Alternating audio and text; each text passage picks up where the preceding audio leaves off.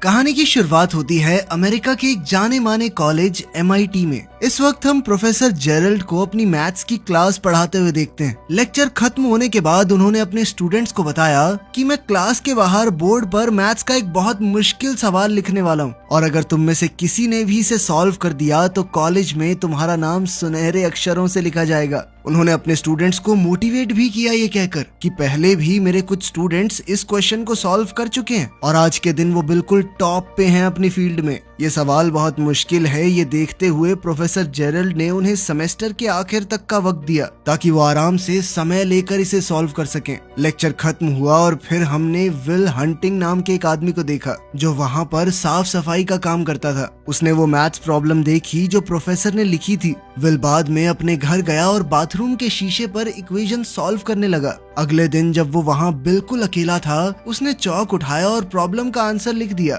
ये बहुत बड़ी बात थी क्योंकि उसने इस सवाल का जवाब सिर्फ एक दिन में निकाल दिया था। काम के अलावा विल अपना सारा समय अपने दोस्तों के साथ मटर गश्ती करते हुए बिताता था। एक दिन जब वो एक बेसबॉल मैच देख रहा था तो विल ने एक लड़के को देखा जो स्कूल में उसे परेशान करता था। उसे देखते ही विल के अंदर गुस्सा फूट गया। वो अपने दोस्तों के साथ उस लड़के के पास गया और लड़ाई शुरू कर दी। अंत में विल ने बदला लेते हुए उस लड़के को बहुत मारा। मामला ज्यादा न बढ़ जाए तो उसके दोस्तों ने उसे रोक दिया, लेकिन तब तक पुलिस वहां आ गई और जब पुलिस वाले ने उसे रोकने की कोशिश की तो उसने पुलिस वाले पर ही हमला कर दिया जिस वजह से वो अरेस्ट हो गया। दूसरी ओर प्रोफेसर जेरल्ड को पता चला कि जो मैथ्स प्रॉब्लम उसने लिखी थी वो तो सॉल्व भी हो गई है। वो तुरंत चेक करने गया और देखा कि किसी ने सच में उसका क्वेश्चन बिल्कुल सही सॉल्व कर दिया था। उसने अपने कुछ होशियार स्टूडेंट से पूछा कि ये तुम लोगों में से किसी का काम तो नहीं है, लेकिन जब उन बच्चों ने भी मना कर दिया तब तो प्रोफेसर एकदम चौंक गया। खैर प्रोफेसर की अगली क्लास पूरी तरह भरी हुई थी। सब लोग जानना चाहते थे कि आखिर वो अनजान मैथ्स जीनियस है कौन। प्रोफेसर ने कहा कि जिसने भी ये सॉल्व किया है वो आगे आए, मैं उसे उसका प्राइज देना चाहता हूँ। लेकिन पूरी क्लास एक दूसरे को देखने लगी, कोई भी आगे नहीं बढ़ा। जब कोई भी सामने नहीं आया तो प्रोफेसर ने अपने स्टूडेंट से कहा कि मैं एक और मैथ्स प्रॉब्लम लिख रहा हूँ जिसे सॉल्व करने में मुझे खुद 2 साल लगे थे। अब तुम में से जो भी वो मैथ्स जीनियस है इसे तो एक दिन में सॉल्व नहीं कर पाएगा। वहीं दूसरी ओर विल अभी जेल से बाहर आया ही था। उसने अपना साफ सफाई का काम किया और तुरंत प्रॉब्लम सॉल्व करने लग गया। उसी वक्त जेरल्ड अपने ऑफिस से बाहर आया और उसने विल को बोर्ड पर लिखते हुए देख लिया। उसने विल को रोकने की कोशिश की, सोचा कि वो बोर्ड पे ऐसे ही कुछ लिख रहा होगा। प्रोफेसर को अपनी तरफ आते हुए देखकर विल वहां से भाग गया। बाद में जब प्रोफेसर वापस आया तो उसने देखा कि विल ने तो एक्चुअली उसकी प्रॉब्लम सॉल्व कर दी है जिसे सॉल्व करने में उसे खुद 2 साल लगे थे, वो इस लड़के ने कुछ ही देर में सॉल्व कर दी। अब उसे पता चल गया था कि वो सीक्रेट मैथ्स जीनियस कौन है। काम के बाद विल अपने दोस्तों से मिला और वापस बार में गया थोड़ी ड्रिंक्स लेने के लिए। वहाँ कुछ खूबसूरत लड़कियों को देखकर विल का दोस्त चकी उनके पास गया और फ्लर्ट करने लगा। लड़कियों को इम्प्रेस करने के लिए चकी ने ऐसे ही झूठ बोल दिया कि हाँ मैं भी यही MIT में पढ़ता हूँ, जीनियस हूँ मैं। तभी एक आदमी बीच में बोला और पूछने लगा कौन सी क्लास में पढ़ता है बे तू, जिसके जवाब में चकी ने कहा हिस्ट्री। वो लड़का समझ गया था कि ये झूठ बोल रहा है। उसने चकी की बेइज्जती करनी शुरू कर दी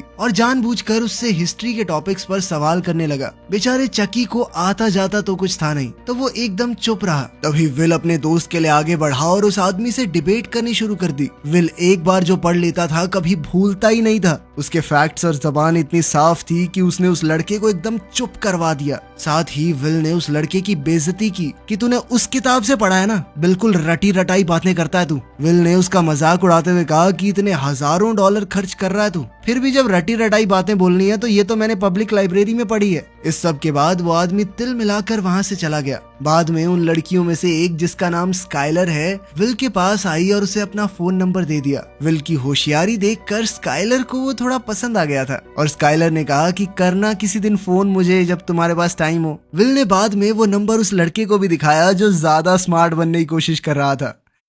इस बीच प्रोफेसर जेरल्ड उस सफाई करने वाले को ढूंढ रहे थे जिसने उनकी वो मुश्किल प्रॉब्लम इतनी आसानी से सॉल्व कर दी। थोड़ी पूछताछ के बाद उन्हें विल का कॉन्टैक्ट नंबर मिल गया, जिसके बाद वो सीधा विल की कोर्ट हियरिंग में पहुंच गया। उसके ऊपर एक पुलिस ऑफिसर पर हमला करने का केस लगा था। विल ने अपने आप को कोर्ट में बचाने की बहुत कोशिश की, लेकिन जज ने कहा कि तुम्हारे ऊपर पहले से चोरी और मारपीट के आरोप लगे हुए हैं। जज ने कहा कि अब मैं पुलिस से भी हाथापाई को नजरअंदाज नहीं कर सकता और आखिरकार जज ने उसे जेल में डाल दिया। और अगर वो बेल लेना चाहता है तो $50,000 देने होंगे, यानी लगभग 44 लाख रुपए। इसी के साथ विल को जेल भेजा गया, लेकिन वहाँ उसकी मुलाकात प्रोफेसर जेरल्ड से हुई, जिसके पास उसके लिए एक डील थी। उसने विल से कहा कि मैंने जज से बात कर ली है और मैं तुम्हें छुड़वाने के लिए तैयार हूँ, लेकिन तुम्हें मेरी 2 शर्तें माननी होंगी। पहली शर्त ये थी कि विल प्रोफेसर जेरल्ड के साथ मैथ्स की क्लास लगाएगा, और दूसरी शर्त ये थी कि उसे काउंसलिंग लेनी पड़ेगी। विल इस बात पर हंसने लगा, लेकिन वो जेल में भी नहीं रहना चाहता था। उसके पास कोई ऑप्शन था नहीं, इसीलिए उसने सारी शर्तें मान ली। जल्द ही उसने अपनी मैथ्स की क्लास प्रोफेसर जेरल्ड के साथ शुरू कर दी, जो विल के तेज दिमाग को देखकर एकदम हैरान रह गए। अब दूसरी शर्त के हिसाब से उसे एक थेरेपिस्ट से काउंसलिंग लेनी होगी, लेकिन चाहे वो कितने भी थेरेपिस्ट के पास क्यों न चला जाए, विल खुद को उनके सामने खोलता नहीं था। ऊपर से उनका मजाक अलग से उड़ाने लगता। वो एक दिन पहले उन थेरेपिस्ट्स की लिखी हुई किताबें पढ़ लेता और अगले दिन जम के उनकी बेइज्जती करता। आखिरी ऑप्शन के तौर पर प्रोफेसर जेरल्ड ने अपने पुराने दोस्त शॉन मैगवायर से मदद मांगी, जो अब साइकोलॉजी पढ़ाता था। शॉन ने शुरुआत में तो कहा कि मेरे पास फालतू टाइम नहीं है इस सब के लिए, लेकिन जब जेरल्ड ने उसे समझाने की कोशिश की कि वो लड़का बहुत स्पेशल है, अगर सही रास्ते पर नहीं आया ना तो अपनी जिंदगी बर्बाद कर बैठेगा। ये सब सुनने के बाद शॉन आखिरकार मान गया और विल से मिला। जैसा कि उसने अपने पुराने थेरेपिस्ट के साथ किया था, विल ने शॉन की किताब भी पढ़ ली थी और अब वो उनके हिसाब से ही उसका मजाक उड़ाने लगा। लेकिन शॉन ने पेशेंस रखते हुए विल के साथ एकदम नॉर्मल बातचीत की, बिना उसकी जिंदगी के बारे में कुछ भी पूछे। तभी विल की नजर एक पेंटिंग के ऊपर पड़ी जो शॉन ने खुद से पेंट की थी। उस पेंटिंग और कुछ आर्ट बुक्स को देखकर विल शॉन की जिंदगी के बारे में कुछ भी अंट शंट बोलने लगा। शॉन ने फिर भी विल की बातों पर ज्यादा ध्यान नहीं दिया, लेकिन फिर विल शॉन की पत्नी को भी अपनी बातचीत के टॉपिक में ले आया। उसकी पत्नी का जिक्र होते ही शॉन थोड़ा गुस्सा हो गया। विल को समझ आ गया कि शॉन की कमजोरी उसकी पत्नी है, तो वो बार बार उसका जिक्र करने लगा। उसने पूछा कि सर आपकी पत्नी यहाँ क्यों नहीं है? क्या वह धोखा देके किसी और के साथ भाग गई क्या? ये सुनते ही शॉन पूरी तरह से अपना आपा खो बैठा और विल को गले से पकड़ लिया। उसने विल को चेतावनी दी कि कभी भी मेरी पत्नी की बेइज्जती मत करना। तभी विल ने शॉन से कहा कि सर टाइम खत्म हो गया है। शॉन ने उसे छोड़ दिया और विल बाहर चला गया, ये सोचकर कि उसने फिर से एक थेरेपिस्ट को तोड़ दिया है। शॉन का मूड देखकर प्रोफेसर जेरल्ड को लगा कि वो और सेशंस करने के लिए नहीं मानेगा, लेकिन शॉन ने तो कहा कि हाँ मैं करूंगा इसकी काउंसलिंग, अगले हफ्ते से लगातार लेके आओ इसको मेरे पास।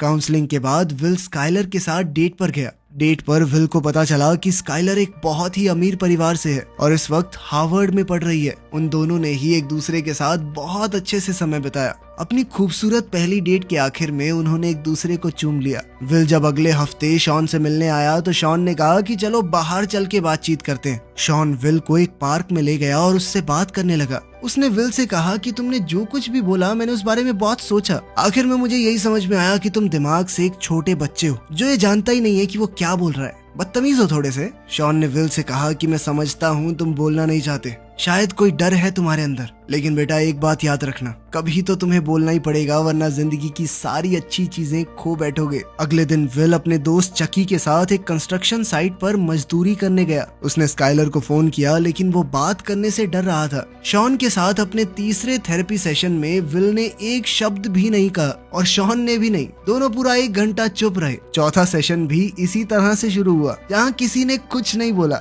लेकिन फिर बोर होकर विल ने शॉन को एक जोक सुनाया। इसे एक हिंट मानकर कि विल शायद अब बातचीत करना चाहता है। शॉन ने उससे पूछा कि क्या तुम्हारी कोई गर्लफ्रेंड है? इसके जवाब में विल ने उसे स्काइलर के बारे में बताया कि कैसे उनकी पहली डेट बहुत ही बढ़िया गई, लेकिन अब मुझसे बात नहीं हो पा रही। शॉन ने पूछा कि ऐसा क्यों? तो विल ने जवाब दिया कि मुझे लगता है स्काइलर मेरे लिए बहुत ज्यादा अच्छी है और अगर मैं उससे मिलता रहा तो सब कुछ खराब हो जाएगा। कभी ना कभी तो वो समझ ही जाएगी कि मैं उसके लायक नहीं हूँ। शॉन ने उसे समझाया कि कोई भी किसी से बेहतर नहीं होता, हर किसी में कुछ चीजें अच्छी कुछ खराब होती हैं, लेकिन जरूरी बात बस ये है कि वो इंसान आपके लिए सही है या नहीं। इस बारे में और समझाते हुए शॉन ने अपनी पत्नी के बारे में बताया। उसने कहा कि वो बहुत अच्छी इंसान थी, बहुत प्यार करता था मैं उससे, लेकिन नींद में कभी कभी पात देती थी। उसकी इस बात से पूरे कमरे का माहौल बदल गया। विल और शॉन दोनों ने खुलकर हंसना शुरू कर दिया। इसी पल वो दोनों एक दूसरे के थोड़े करीब आ गए और विल को अब शॉन के आसपास थोड़ा कंफर्टेबल महसूस होने लगा। सेशन खत्म हुआ और शॉन ने सलाह दी कि जाकर बात करो उस लड़की से।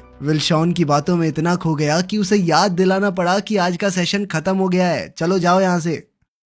शॉन की बात मानकर विल स्काइलर के कॉलेज में गया और उसे दोबारा बाहर चलने के लिए कहा। स्काइलर ने कहा कि मैं तुम्हारे साथ बाहर जाना चाहती हूँ, लेकिन मुझे एक बहुत ही ज्यादा मुश्किल प्रॉब्लम सॉल्व करनी है जिसमें कई दिन भी लग सकते हैं। विल और इंतजार नहीं कर सकता था तो उसने कहा कि वो सवाल मुझे दिखाना। सवाल देखते ही उसने पलक झपकते ही आंसर एक नैपकिन के ऊपर लिख दिया। इसके बाद विल ने कहा कि अब तो तुम्हारे पास कोई बहाना नहीं बचा, चलो मेरे साथ। उनकी दूसरी डेट के दौरान स्काइलर ने विल से उसके परिवार के बारे में पूछा और विल ने उसे झूठ कह दिया कि मेरे 12 भाई हैं। जिस पर स्काइलर ने कहा कि अच्छा नाम बताइए जरा, और विल ने धड़ाधड़ 12 रैंडम नाम सीक्वेंस में बोल दिए। स्काइलर को थोड़ा शक हुआ कि ये झूठ बोल रहा है और उसने कहा कि एक बार नाम फिर से दोहराना जरा, लेकिन अपना विल जीनियस है, उसने दोबारा उन नामों को उसी सीक्वेंस में बोल दिया। खैर विल अपने अगले थेरेपी सेशन में शॉन से मिला और पूछा कि क्या तुम्हें कभी अपनी पत्नी से मिलने का पछतावा हुआ है, क्योंकि तुम्हारी पत्नी के मरने के बाद तो तुम बहुत ज्यादा अकेले हो गए होगे और इतना प्यार करते थे तो दुख भी ज्यादा हुआ होगा।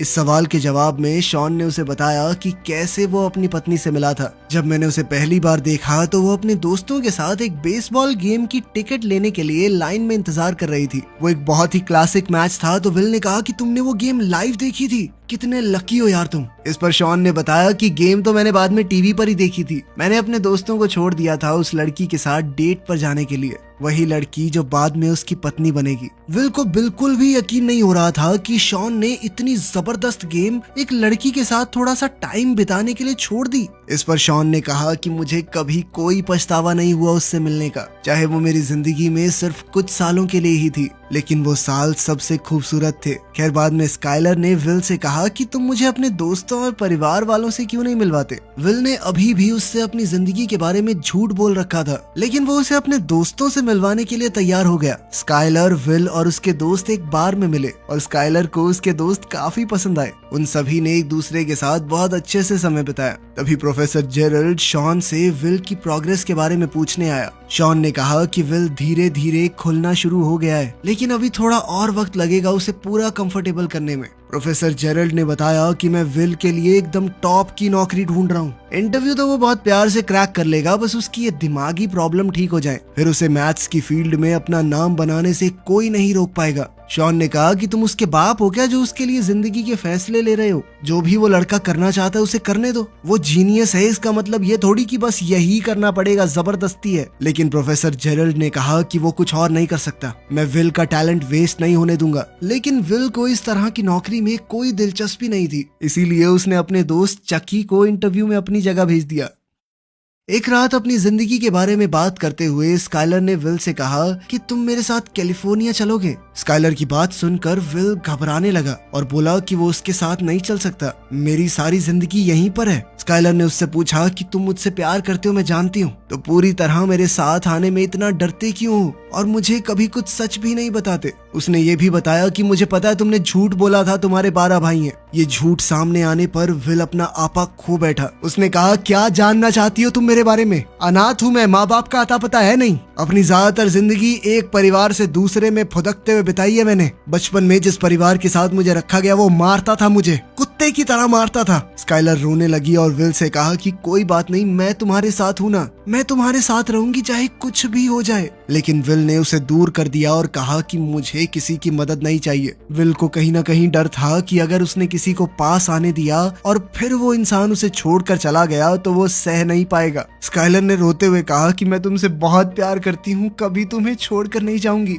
लेकिन विल ने झूठ कह दिया कि मैं तुमसे प्यार नहीं करता और वहां से चला गया, स्काइलर को अपने कमरे में अकेला रोते हुए छोड़कर। प्रोफेसर जेरल्ड के बहुत कहने पर विल ने आखिरकार नौकरी के लिए हाँ कह दिया। विल इंटरव्यू देने गया तो लेकिन नौकरी लेने की कोशिश नहीं की। थेरेपी सेशन में शॉन ने उससे पूछा कि वो अपनी जिंदगी में सबसे ज्यादा किस पर भरोसा करता है। विल ने जवाब दिया मेरे दोस्त चकी के ऊपर। शॉन ने कहा हाँ मैं मानता हूँ, तुम्हारा भाई जैसा दोस्त है, जान भी दे देगा तुम्हारे लिए, लेकिन दोस्तों के साथ जिंदगी तो नहीं बिताई जा सकती ना। फिर शॉन ने उससे पूछा तो अपनी रोजी रोटी कैसे कमाओगे? इस पर विल ने कहा कि दिहाड़ी पीटूंगा, कंस्ट्रक्शन का काम बहुत अच्छे से आता है मुझे, सारी जिंदगी कर लूंगा, कमा लूंगा, खा लूंगा। इस पर शॉन ने विल से कहा कि तुमने सारी उम्र मजदूरी की है तो वो तुम्हारा कंफर्ट जोन बन चुका है, उससे बाहर निकलने से डर रहे हो तुम, और यही डर तुम्हें एक बेहतरीन जिंदगी जीने से रोकेगा। शॉन ने उसे ये नहीं कहा कि जेरल्ड जो तुम्हें नौकरी लेने को कह रहा है वो कर लो, बल्कि उसने विल से पूछा कि तुम अपनी जिंदगी में क्या करना चाहते हो। इस पर विल ने मजाक में कहा कि मैं तो भेड़ बकरियां चराना चाहता हूँ। ये जानकर कि विल सीरियस नहीं है, शॉन ने उसे अपने ऑफिस से निकलने को कहा।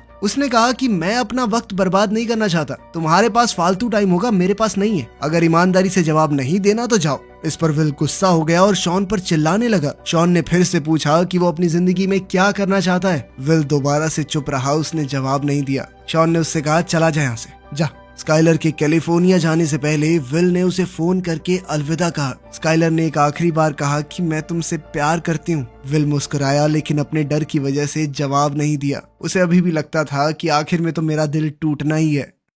अगले दिन चकी से बात करते हुए विल ने कहा कि मैं कोई नौकरी वोकरी नहीं लेने वाला, और अब तो स्काइलर भी चली गई। दोनों भाई यहीं पे कंस्ट्रक्शन का काम करेंगे, अड़ोस पड़ोस में रहेंगे आराम से। ये सुनकर चकी ने अपने दिल की बात कही। उसने विल से कहा कि देख 10 साल बाद मैं तो यहीं मिलूंगा, लेकिन अगर तू 10 साल बाद यहाँ मिला ना तो मुझे बहुत दुख होगा। चकी ने कहा कि मेरा एक ही सपना है, सुबह जब मैं तुझे लेने तेरे घर जाता हूँ ना, मेरे दिल से हर रोज आवाज आती है कि काश आज ये साला यहाँ ना मिले, कुछ अच्छा कर रहा हो जिंदगी के साथ। दूसरी ओर प्रोफेसर जेरल्ड शॉन से लड़ रहा था कि आखिर वो विल को काम लेने के लिए मना क्यों नहीं पा रहा। शॉन ने कहा कि हमें विल को मजबूर नहीं करना कि अपनी जिंदगी के इतने बड़े बड़े फैसले ले, अभी उसे खुद ही नहीं पता वो क्या करना चाहता है। उसने समझाया कि विल को छोड़ दिए जाने का डर है, इसीलिए वो लोगों को अपने पास नहीं आने देता। जेरल्ड उसकी बात से सहमत नहीं था। उसने शॉन से सीधा कहा कि विल को अपनी जिंदगी बर्बाद करने मत दे। क्या अपनी तरह फेलियर बनाना चाहता है क्या उसे? इस पर शॉन ने जवाब दिया कि मैं कोई फेलियर नहीं हूँ, मैंने चुनी है ये जिंदगी, मुझे अच्छा लगता है इतने में खुश हूँ मैं। तभी विल अंदर आया और उनकी बातचीत सुन ली। प्रोफेसर जेरल्ड कमरे से बाहर चला गया ताकि थेरेपी शुरू हो सके। शॉन के पास आज एक फाइल थी जिसमें विल के शरीर की तस्वीरें थी, जिसमें उसके फॉस्टर फादर की मार के निशान थे। विल ने पूछा कि क्या कभी तुमने किसी बच्चे को इस तरह बेरहमी से पिटा हुआ देखा है? इस पर शॉन ने बताया कि मेरे पिता शराबी थे, बचपन से शराब पीकर मुझे और मेरी माँ को मारते थे। शॉन की कहानी सुन के विल को अपने बचपन की याद आ गई। शॉन ने विल के सामने आकर कहा कि जो कुछ भी तुम्हारे साथ हुआ बेटा वो तुम्हारी गलती नहीं थी। विल ने हामी भरते हुए सर हिलाया, पर शॉन बार बार कहता रहा कि ये तुम्हारी गलती नहीं थी, नहीं थी बेटा, नहीं थी। आखिर में विल ने कहा मुझे पता है, पर शॉन फिर भी बार बार बोलता रहा तुम्हारी गलती नहीं थी, नहीं थी, मान लो इस बात को। ये सुनकर विल की आंखों में आंसू आ गए। उसने शॉन को धक्का दिया। शॉन ने फिर से कहा कि जो कुछ भी हुआ तुम्हारी गलती नहीं थी, और अब आखिर में विल टूट गया। उसने शॉन को गले लगा लिया और जोर जोर से रोने लगा। अब वो अपना बीता हुआ दर्द छोड़कर आगे बढ़ने के लिए तैयार था। उसने शॉन से कहा कि वो उन्हीं नौकरियों में से एक लेगा जो प्रोफेसर जेरल्ड ने उसके लिए तैयार की हैं। इसके साथ उसका आखिरी थेरेपी सेशन खत्म हुआ। विल ने शॉन से पूछा कि अगर बाद में कभी बातचीत करने का मन करे तो आ सकता हूँ, जिस पर शॉन ने कहा कि तुम्हारे लिए हमेशा दरवाजे खुले हैं। जिसके बाद विल ने शॉन को गले लगाकर अलविदा कहा। उसके 21वें जन्मदिन पर उसके दोस्तों ने मिलकर उसे एक गाड़ी दी थी। गाड़ी नई तो नहीं थी, पर विल बहुत खुश था इस गिफ्ट से, क्योंकि ये उसके सबसे अच्छे दोस्तों की तरफ से था। उधर प्रोफेसर जेरल्ड शॉन के पास गया और उसे फेलियर बुलाने के लिए माफी मांगी। वो दोनों बिछड़े दोस्त फिर से मिल गए और शॉन ने बताया कि वो वर्ल्ड टूर पर जा रहा है। इतने भी कम पैसे नहीं कमाता मैं, समझा। जब शॉन अपना सामान पैक कर रहा था, विल उसके घर के बाहर कार लेकर आया और उसे ट्रिप के लिए रेडी होते हुए देखा। विल घर के दरवाजे तक गया और शॉन के मेल बॉक्स में एक लेटर छोड़ दिया और फिर वहाँ से चला गया। इसी बीच चकी विल को काम पर ले जाने के लिए उसके घर गया। उसने दरवाजे पर नॉक किया लेकिन कोई जवाब नहीं आया। उसने खिड़की से झांक कर देखा कि विल घर पर नहीं है। चकी मुस्कुराया और समझ गया कि विल को अपनी जिंदगी में क्या करना है उसने फैसला कर लिया है। शॉन को भी विल का छोड़ा हुआ लेटर मिल गया। लेटर में विल ने लिखा था कि वो नौकरी नहीं ले रहा, वो कैलिफोर्निया जा रहा है स्काइलर से मिलने। ये पढ़कर शॉन मुस्कुरा दिया और अंदर चला गया। चलो लड़की मिल गई, अब अपना जीनियस कुछ ना